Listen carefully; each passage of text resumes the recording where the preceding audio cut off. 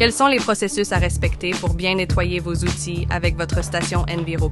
Pour les rouleaux, la première étape, c'est simplement de les épurer avec la pince fournie par Enviro+. Je viens en quart de tour, je me mets à l'équerre, je descends.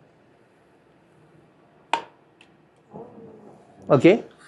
J'ai pas de risque d'avoir la main dans le pot puisque ma monture me sert de butée. Je tourne d'un quart de tour, on n'épure que dans un sens, hein, on remonte pas.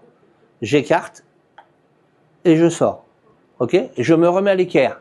Donc là, j'attaque le deuxième quart. Et là, je vais chercher un maximum de peinture pour la remettre dans le pot en ayant la garantie de ne pas avoir abîmé mon outil. Voilà, ok. Et là, c'est de la matière première que je récupère. Deuxième étape, passez le rouleau dans le bac de prélavage. 3 allers-retours. Donc là, vous allez voir la décharge, hein, en sachant qu'on est sur un microfibre.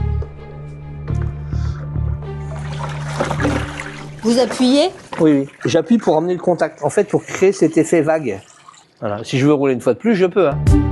Maintenant, le rouleau peut être nettoyé dans la station Enviro+. J'appuie sur la pédale, ça coule. Je cale ma brosse au centre. Là. Ok. Et là, sans effort, vous voyez, là, je viens nettoyer ma flasque.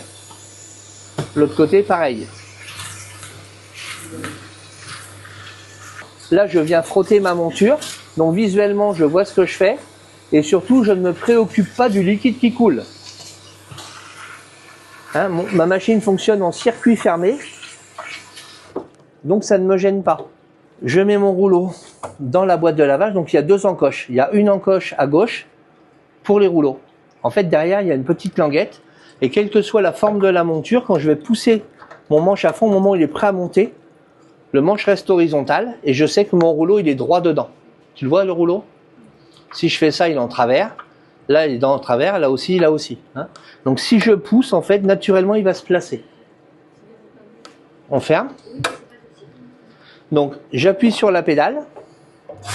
J'oriente ma rampe vers le centre. Je monte un tout petit peu. Je laisse mon rouleau prendre de la vitesse. Donc là, il commence à tourner. On l'entend. Ma main gauche ne bouge pas.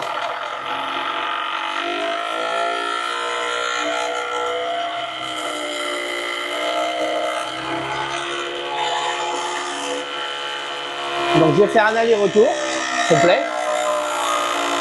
Je fais ma première rangée de fibres et là je remonte. Je laisse prendre de la vitesse, je me cale au milieu et je le fais monter en vitesse. Vous entendez la différence de bruit? Là. Je lâche la pédale, je descends la rampe.